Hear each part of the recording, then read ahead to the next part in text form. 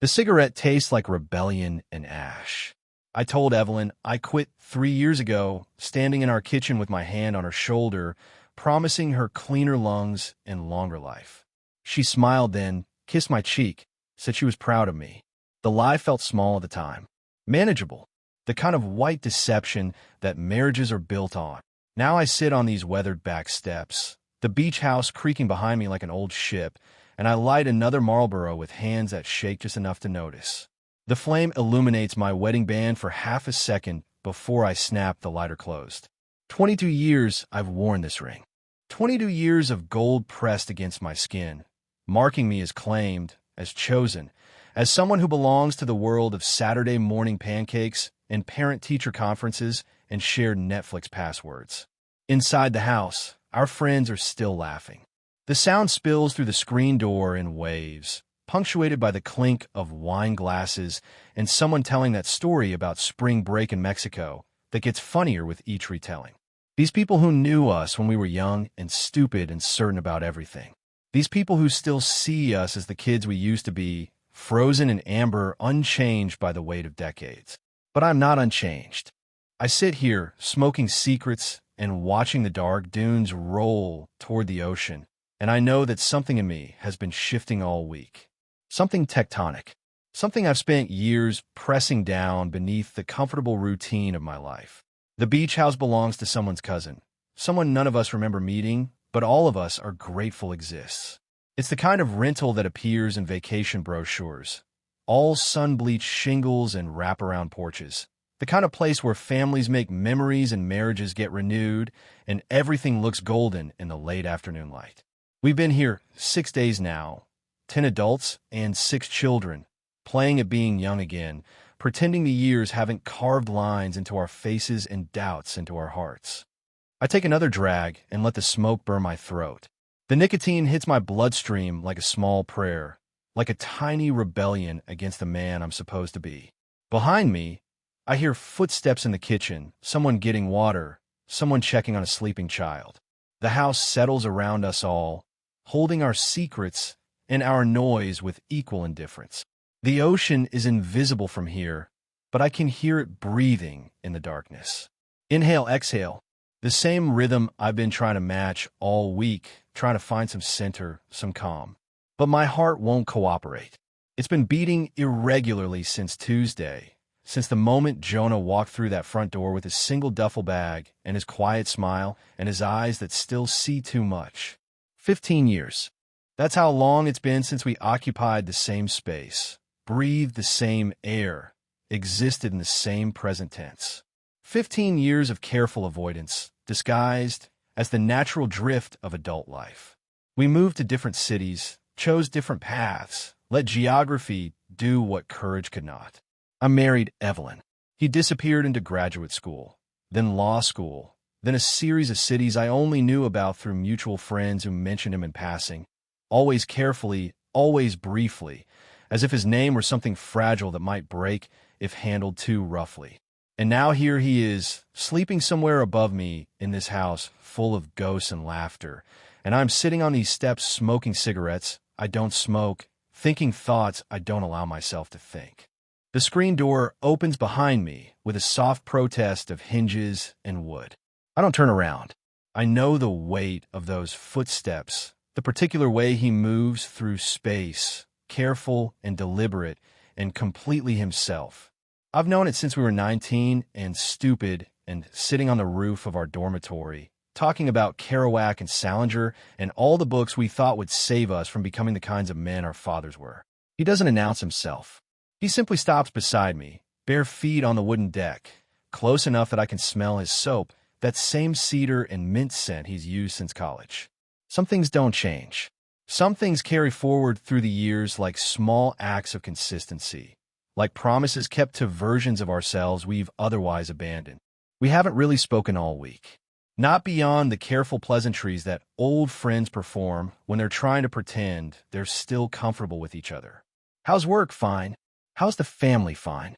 Remember that professor who used to make us read our papers aloud? Yeah, crazy. The kind of conversation that fills space without occupying it, that acknowledges history without examining it. But now we are alone. The others have retreated to their assigned bedrooms, to their spouses and their children and their reasonable explanations for everything. The porch light is off.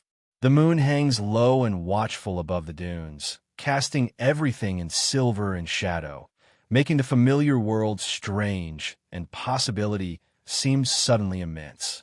I take another drag of my cigarette and wait. The silence between us has weight, has texture. It's the same silence we've been carrying for 15 years, the same unspoken thing we've been pretending doesn't exist, doesn't matter, doesn't change the fundamental architecture of who we are and who we've chosen to become. Jonah shifts beside me, and I feel the movement in my chest, in my stomach, in places I've trained myself not to notice.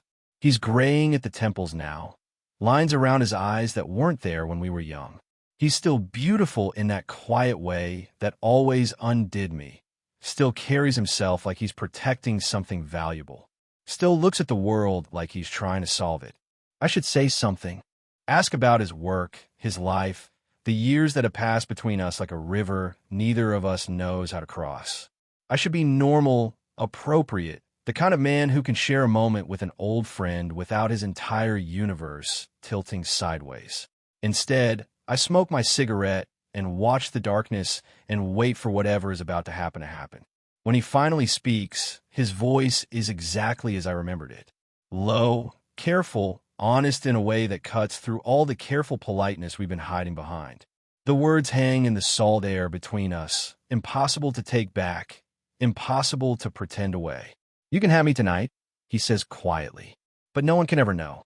The moon catches my wedding ring as I curl my fingers into a fist. The gold band presses against my palm, warm and familiar, and suddenly impossibly heavy. 22 years of marriage, 2 children, a mortgage, a life that makes sense to everyone who looks at it from the outside. And here is Jonah, offering himself like a secret, like a question I've been too afraid to ask, like an answer to something I've been trying not to name. I don't respond immediately. I can't. The words are too large, too dangerous, too true. They reshape the entire evening, the entire week, the entire careful construction of who I've convinced myself I am. They make the future suddenly uncertain, suddenly mine to choose. The cigarette burns down between my fingers, forgotten. Behind us, the house sleeps. Before us, the ocean breathes. And between us, hanging in the darkness like a bridge across 15 years of silence, is the possibility of everything I've never allowed myself to want. I am 43 years old, and I've built a life that invites admiration. From the outside, everything holds. My name is Malcolm Jennings. I design houses for other people, beautiful structures with clean lines and thoughtful proportions. Homes where families can grow and love and pretend that architecture can solve the fundamental loneliness of being human. I'm good at my work. I understand space and light, the way rooms should flow into each other, how to create the illusion of permanence in a world that shifts beneath our feet when we're not paying attention. My own house is a testament to tasteful choices. Muted colors, carefully curated art, family photographs placed just so. Everything coordinated, everything intentional. The kitchen island where Evelyn makes her morning coffee. The living room where we watch movies on Friday nights. The children sprawled across the sectional sofa I spent 3 months choosing. The bedroom where Evelyn and I sleep side by side. Married people who have learned to share space without necessarily sharing ourselves. Evelyn is warm and competent and always busy. She teaches 4th grade at the elementary school where our children once sat in tiny plastic chairs, learning to read, learning to raise their hands, learning the basic grammar of belonging to the world.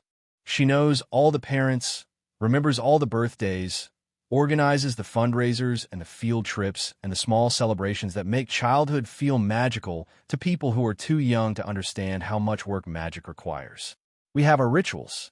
Saturday mornings at the farmer's market, where Evelyn selects tomatoes and I carry the canvas bags, and we nod to neighbors who know us as the couple with the nice house on Maple Street, the ones who keep their lawn trim and their children polite.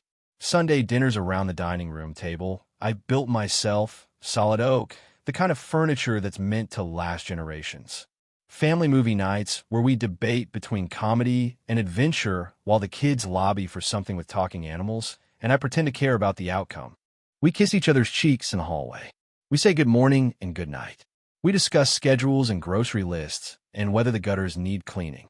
We make love twice a month, maybe 3 times if one of us has had wine, careful and considerate and quiet so we don't wake the children sleeping down the hall. From the outside, we are the kind of couple other couples envy. Stable, committed, still married after 22 years in a world where marriages dissolve like sugar in rain. We attend dinner parties and contribute to conversations about politics and travel and whether private school is worth the expense. We present a united front on matters of parenting and household management. We have learned to be kind to each other in the specific ways that long marriages require. But I drift through it all like a guest in my own life. I watch more than I participate. I build intimacy through routine rather than touch, through shared responsibility rather than shared longing. I am present, but not entirely there, functional, but not fully alive. There is a photograph on my desk at work, tucked behind my computer monitor where clients won't notice it, but I can see it whenever I look up from my drawings. It's from college, 25 years old now. The color's slightly faded, the edges soft with handling. A group of us at someone's birthday party, crowded together on a couch that belonged in a fraternity house, young and drunk, and convinced we were living the most important moments of our lives. I am in the center of the photograph, grinning with the confidence of someone who has never doubted his place in the world.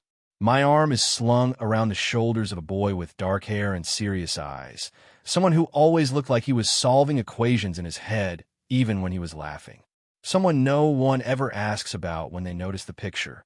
Jonah Reeves, pre-law, then law school, then something involving nonprofit advocacy that I only know about through the careful updates that mutual friends sometimes share. The boy who sat with me on rooftops and talked about books that felt like revelations. The boy who looked at me, sometimes like he was seeing something I didn't know was there. We lost touch the way people do. Gradually, then completely. He moved to Chicago for law school. I stayed local, started my practice, met Evelyn at a gallery opening where we bonded over our shared appreciation for mid-century modern design. Natural drift, we called it when mutual friends asked. The normal evolution of adult life, the way college friendships fade as people discover who they're really going to be. But I kept the photograph. 25 years of moves and renovations and office changes, and I kept that faded image of us pressed together, smiling at someone else's camera. When Evelyn brought up the idea of joining our old college group for a week at the beach house, I hesitated. The hesitation surprised her. I am not usually indecisive about social plans. I am the kind of husband who says yes to dinner parties and school fundraisers and weekend trips to visit her sister. I am agreeable, accommodating, the kind of man who has learned that marriage works better when you don't examine your resistance too closely. But something about the idea of gathering all those ghosts in one place made my chest tight. Something about the possibility of seeing faces I'd relegated to memory, of having conversations that might require me to remember who I used to be before I became who I am now. Evelyn was already planning what to pack, already texting with the other wives about groceries and sleeping arrangements and whether we should coordinate meals. She does this, takes charge of the social architecture of our lives, manages the relationships that keep us connected to the larger world. It's one of the many ways she takes care of me without making it seem like taking care. So I said yes, because that's what I do. Because I am Malcolm Jennings, 43 years old, husband and father and architect of other people's dreams, and I have built a life that looks like love from every angle that matters. The beach house fills with nostalgia and noise from the moment we arrive. 10 adults, 6 children, too much wine, and the constant tug of memory. Everyone looks older, but sounds exactly the same. Sarah still laughs too loudly at her own jokes. Tom still pontificates about politics while pouring generous drinks. The wives compare notes about schools and summer camps while the husbands debate whether the grill needs replacing. We settle into the rhythms of group vacation. Elaborate breakfasts that take 2 hours to prepare and 20 minutes to consume. Beach expeditions that require military-level logistics. evening gatherings on the deck where conversations drift from college stories to mortgage rates, to whether anyone remembers the name of that professor who made us write our papers in blue books. I participate in all of it. I flip pancakes and help carry beach chairs and contribute to discussions about the best route to avoid summer traffic. I am present and engaged and appropriately enthusiastic about everything. But I'm also waiting, scanning the faces around me, measuring the space between expectation and arrival. Jonah comes late.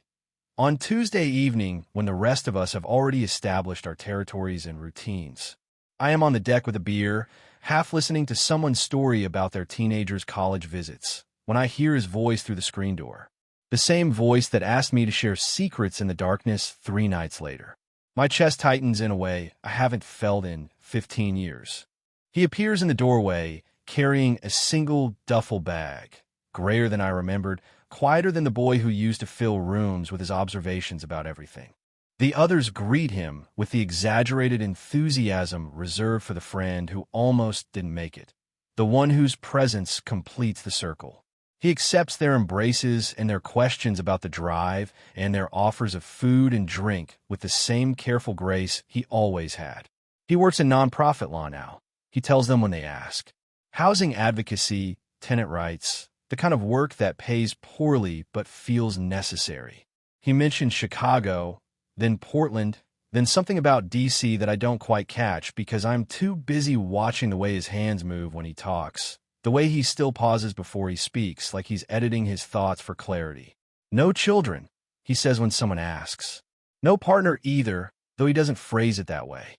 He just lets the question hang until someone else changes the subject to something safer, something that doesn't require explanations about choices that might not make sense to people who have chosen differently. We orbit each other for the next 2 days. Careful avoidance, disguised as natural social flow. I help serve dinner while he clears plates. He sits on one end of the couch during movie night while I claim the chair across the room.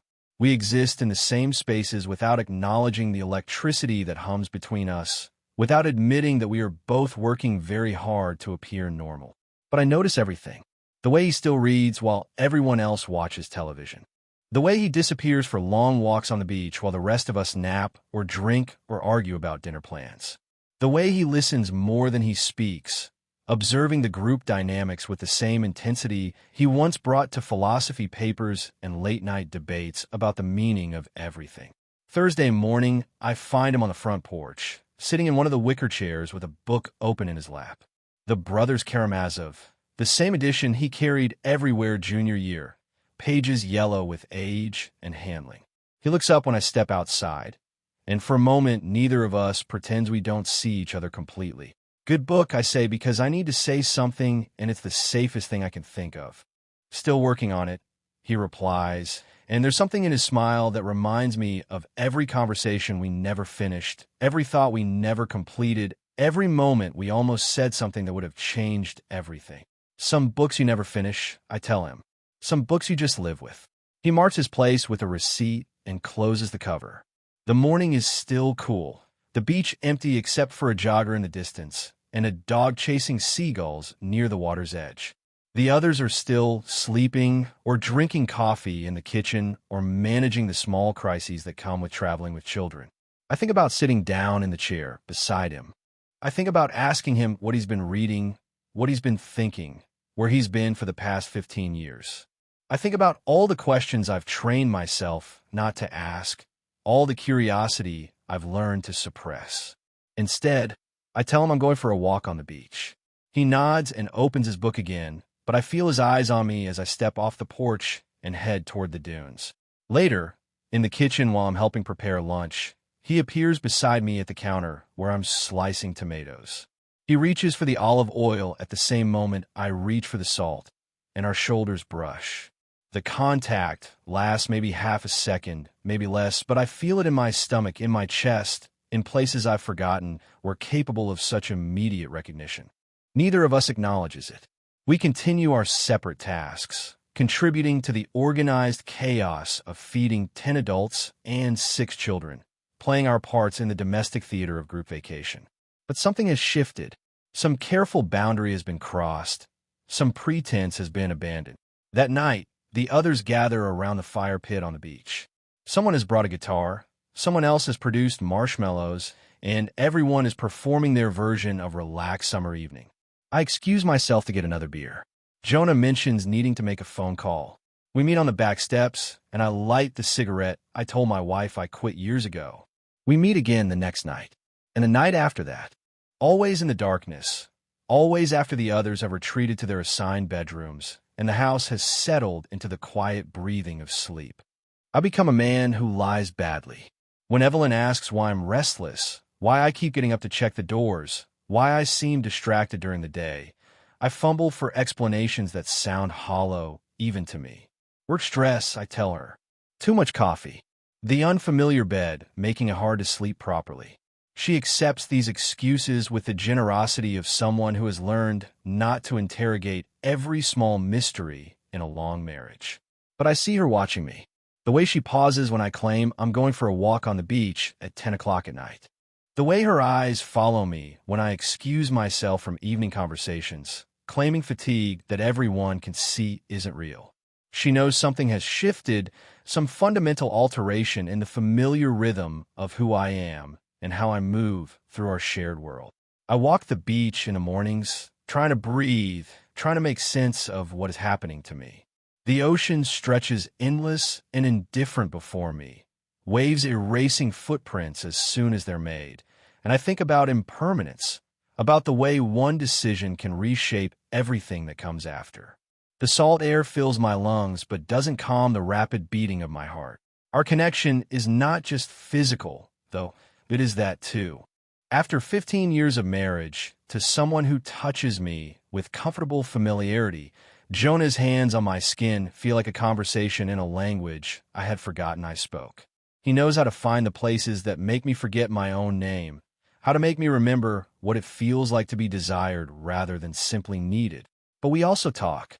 In the spaces between touching, in the quiet moments when we lie side by side on the narrow couch in the back room where no one goes, we fill in the gaps of 15 years.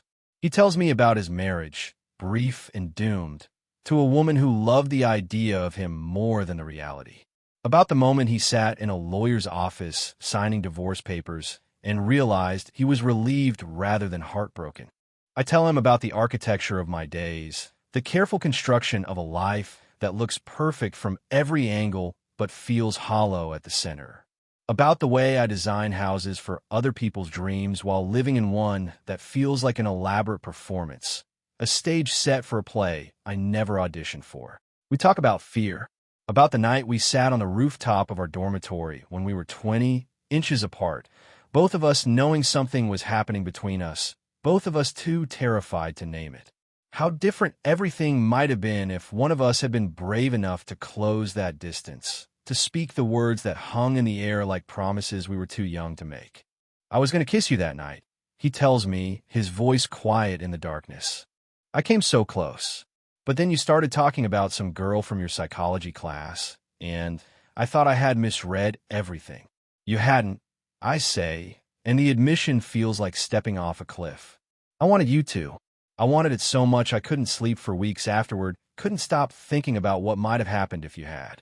We were kids, he says, scared kids who didn't know how to want what we wanted. And now I ask. Now we're scared adults who should know better. But we don't stop. We meet each night like it's the most natural thing in the world, like we've been moving toward these moments for 15 years without realizing it.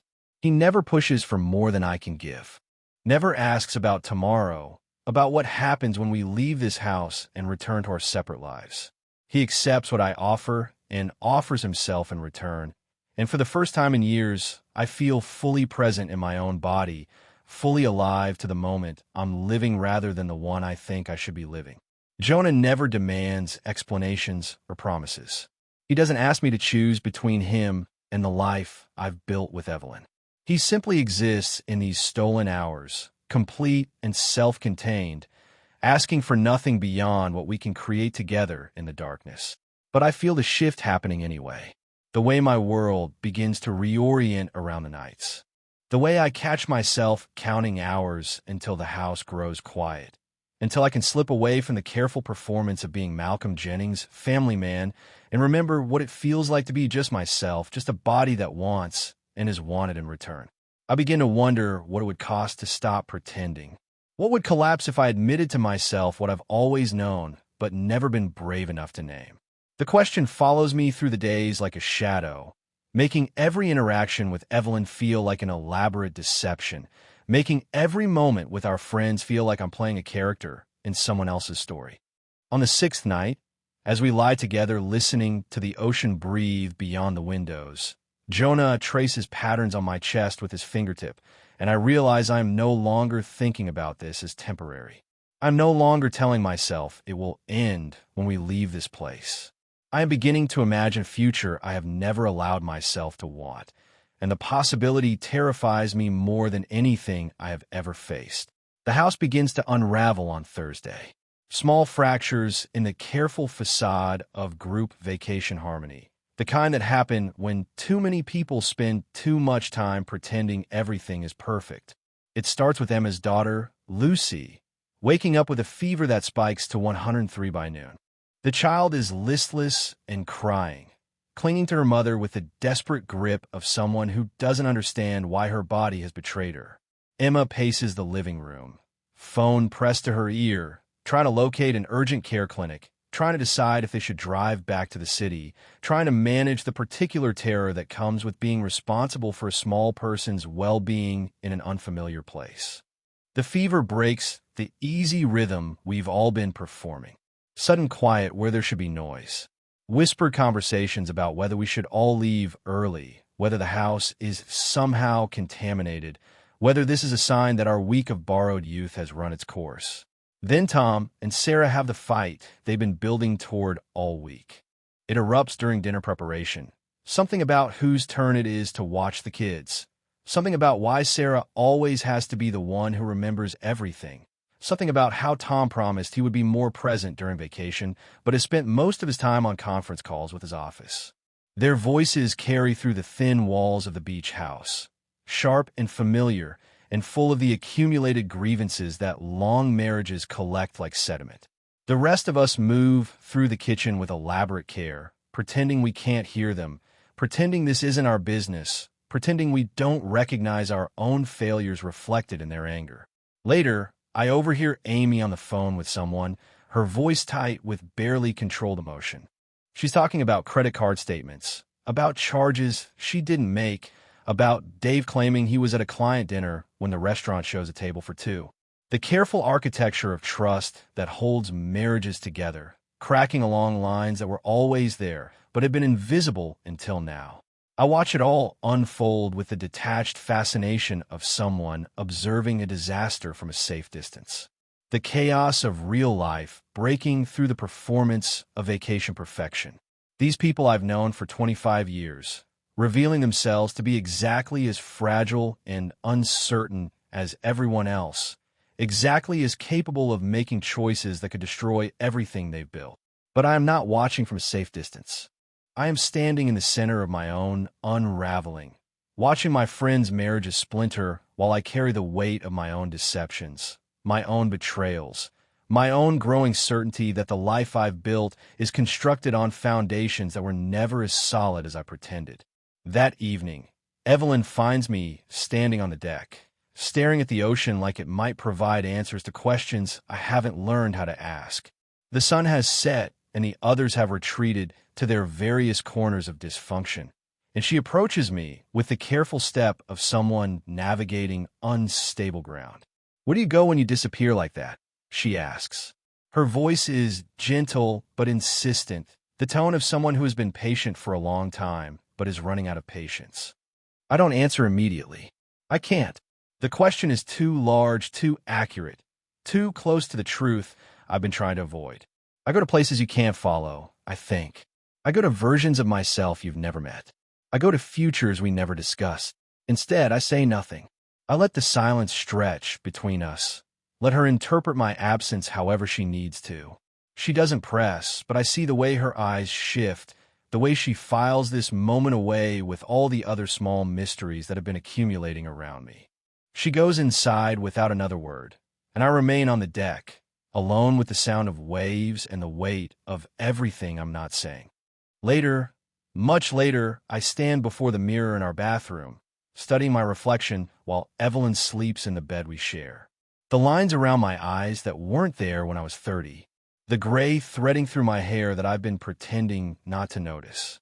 The mouth that has learned to smile at appropriate moments, to say appropriate things, to kiss appropriate people. I think about Jonah's hands, the way they held me without demanding anything in return. I think about the way he looks at me, like he's seeing something I've forgotten was there. I think about the moment on the dormitory roof when we were 20 and terrified and inches away from changing everything. The man in the mirror looks tired. He looks like someone who has been holding his breath for a very long time. Someone who has been waiting for permission to exhale, to stop pretending, to admit what he's always known but never had the courage to name. I lean forward until my forehead touches the cool glass, until I'm close enough to see every flaw, every line, every evidence of time passing while I remain frozen in place. The face looking back at me is mine, but also a stranger's, familiar but fundamentally unknown. I whisper to him, to myself, to the silence that surrounds us both. The words are so quiet they barely disturb the air, but they reshape everything. I think I've always known. The admission hangs in the small bathroom like an echo, like a confession, like a prayer I've been too afraid to speak. I close my eyes and let it settle into my bones, let it become part of me in a way that can't be taken back. When I open my eyes again, the man in the mirror is still there, still tired, still marked by years of careful pretending. But something has shifted. Some fundamental recognition has occurred, some long-delayed conversation between who I am and who I've been trying to be. I return to bed where Evelyn sleeps peacefully, unaware that her husband has just acknowledged something that will change everything. I lie beside her in the darkness, listening to her breathe, knowing that tomorrow I will have to decide what to do with the truth I've finally spoken aloud. The house begins to unravel on Thursday. Small fractures in the careful facade of group vacation harmony, the kind that happen when too many people spend too much time pretending everything is perfect. It starts with Emma's daughter, Lucy, waking up with a fever that spikes to 103 by noon. The child is listless and crying, clinging to her mother with the desperate grip of someone who doesn't understand why her body has betrayed her. Emma paces the living room, phone pressed to her ear, trying to locate an urgent care clinic, trying to decide if they should drive back to the city, trying to manage the particular terror that comes with being responsible for a small person's well-being in an unfamiliar place. The fever breaks the easy rhythm we've all been performing. Sudden quiet where there should be noise. Whispered conversations about whether we should all leave early, whether the house is somehow contaminated, whether this is a sign that our week of borrowed youth has run its course. Then Tom and Sarah have the fight they've been building toward all week. It erupts during dinner preparation, something about whose turn it is to watch the kids, something about why Sarah always has to be the one who remembers everything, something about how Tom promised he would be more present during vacation, but has spent most of his time on conference calls with his office. Their voices carry through the thin walls of the beach house, sharp and familiar, and full of the accumulated grievances that long marriages collect like sediment. The rest of us move through the kitchen with elaborate care, pretending we can't hear them, pretending this isn't our business, pretending we don't recognize our own failures reflected in their anger. Later, I overhear Amy on the phone with someone, her voice tight with barely controlled emotion. She's talking about credit card statements, about charges she didn't make, about Dave claiming he was at a client dinner when the restaurant shows a table for two. The careful architecture of trust that holds marriages together, cracking along lines that were always there, but had been invisible until now. I watch it all unfold with the detached fascination of someone observing a disaster from a safe distance. The chaos of real life breaking through the performance of vacation perfection. These people I've known for 25 years, revealing themselves to be exactly as fragile and uncertain as everyone else, exactly as capable of making choices that could destroy everything they've built. But I'm not watching from a safe distance. I am standing in the center of my own unraveling, watching my friends' marriages splinter while I carry the weight of my own deceptions, my own betrayals, my own growing certainty that the life I've built is constructed on foundations that were never as solid as I pretended. That evening, Evelyn finds me standing on the deck, staring at the ocean like it might provide answers to questions I haven't learned how to ask. The sun has set and the others have retreated to their various corners of dysfunction, and she approaches me with the careful step of someone navigating unstable ground. "Where do you go when you disappear like that?" she asks. Her voice is gentle but insistent, the tone of someone who has been patient for a long time but is running out of patience. I don't answer immediately. I can't. The question is too large, too accurate, too close to the truth I've been trying to avoid. I go to places you can't follow, I think. I go to versions of myself you've never met. I go to futures we never discussed. Instead, I say nothing. I let the silence stretch between us. Let her interpret my absence however she needs to. She doesn't press, but I see the way her eyes shift, the way she files this moment away with all the other small mysteries that have been accumulating around me. She goes inside without another word, and I remain on the deck, alone with the sound of waves and the weight of everything I'm not saying. Later, much later, I stand before the mirror in our bathroom, studying my reflection while Evelyn sleeps in the bed we share. The lines around my eyes that weren't there when I was 30. The gray threading through my hair that I've been pretending not to notice. The mouth that has learned to smile at appropriate moments, to say appropriate things, to kiss appropriate people. I think about Jonah's hands, the way they held me, without demanding anything in return. I think about the way he looks at me, like he's seeing something I've forgotten was there. I think about the moment on the dormitory roof when we were 20 and terrified and inches away from changing everything. The man in the mirror looks tired. He looks like someone who has been holding his breath for a very long time. Someone who has been waiting for permission to exhale, to stop pretending, to admit what he's always known but never had the courage to name. I lean forward until my forehead touches the cool glass, until I'm close enough to see every flaw, every line, every evidence of time passing while I remain frozen in place. The face looking back at me is mine, but also a stranger's, familiar, but fundamentally unknown. I whisper to him, to myself, to the silence that surrounds us both. The words are so quiet they barely disturb the air, but they reshape everything. I think I've always known. The admission hangs in the small bathroom like an echo, like a confession, like a prayer I've been too afraid to speak. I close my eyes and let it settle into my bones, let it become part of me in a way that can't be taken back. When I open my eyes again, the man in the mirror is still there, still tired, still marked by years of careful pretending. But something has shifted. Some fundamental recognition has occurred, some long-delayed conversation between who I am and who I've been trying to be. I return to bed where Evelyn sleeps peacefully, unaware that her husband has just acknowledged something that will change everything. I lie beside her in the darkness, listening to her breathe, knowing that tomorrow I will have to decide what to do with the truth I've finally spoken aloud. Back home, I move into the guest room. The transition happens without drama, without raised voices or slammed doors. We discuss it over coffee on a Tuesday morning, the same way we might negotiate who will pick up groceries or whether the gutters need cleaning. Practical, necessary, a rearrangement of space that acknowledges what we both now know but are still learning how to live with. The guest room is smaller than our bedroom, furnished with pieces that didn't fit anywhere else in the house. A single bed with a navy blue comforter, a dresser I built when we first moved in, back when everything felt possible and permanent. A window that faces the backyard where our children used to play on the swing set I assembled one weekend when they were small, and I believed that building things for them was the same as building closeness with them. I still drive the children to school in the mornings.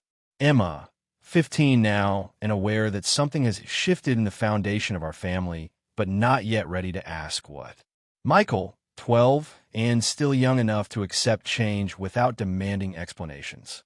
They sit in the back seat of my car and talk about their friends, their teachers, their plans for the weekend, and I listen with the desperate attention of someone who realizes he might be hearing these voices differently now, might be learning to love them from a new kind of distance.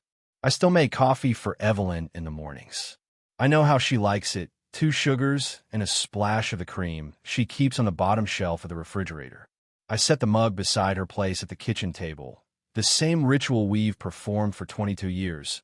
But now it feels like an offering, an apology, a small gesture of care between 2 people who are learning how to be kind to each other while everything changes.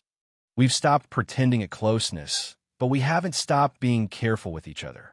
There are no arguments, no accusations, no attempts to assign blame for the slow dissolution of what we built together. Instead, there's a kind of mutual tenderness, the way people treat each other when they're both wounded and try not to cause additional harm. She asked me practical questions about the mortgage, about college funds, about whether I'll be able to keep paying for Michael's piano lessons. I answer honestly, reassure her that nothing will change about our responsibilities to the children, about my commitment to ensuring their lives remain as stable as possible while the adults around them figure out how to rebuild from different blueprints. We don't talk about Jonah. We don't talk about what happens next, about whether this separation is temporary or the beginning of something more permanent.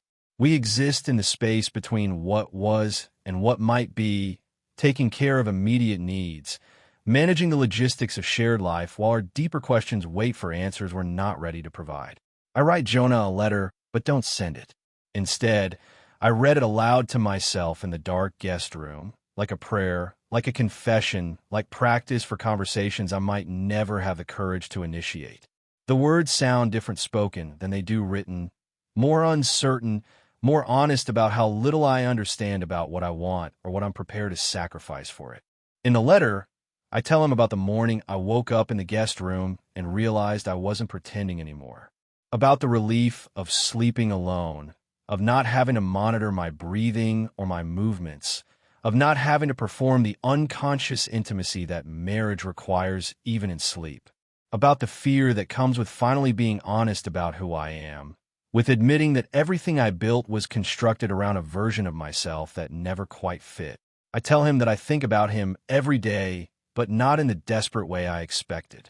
Instead, I think about him like possibility, like a door that opened just long enough for me to see what was on the other side. I think about the way he said my name in the darkness, the way his hands knew how to find me, the way he offered himself without demanding anything in return. But I also tell him that I'm not ready. Not ready to know what comes next, not ready to choose between the life I built and the life I might want, not ready to ask him to wait while I figure out how to be the person I'm finally admitting I am.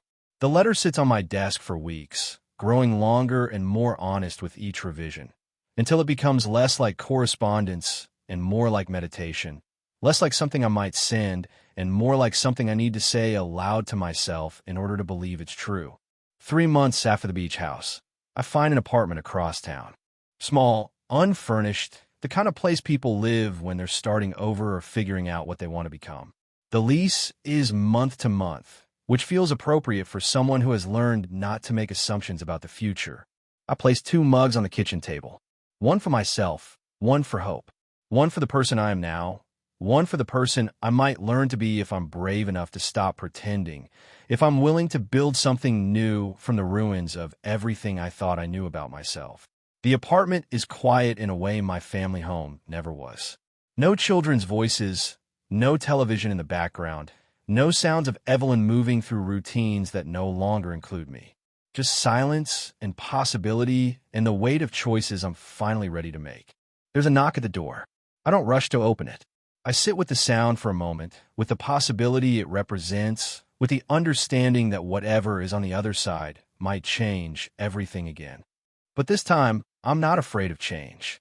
This time, I'm ready to see what happens when I stop running from who I am and start moving toward who I might become.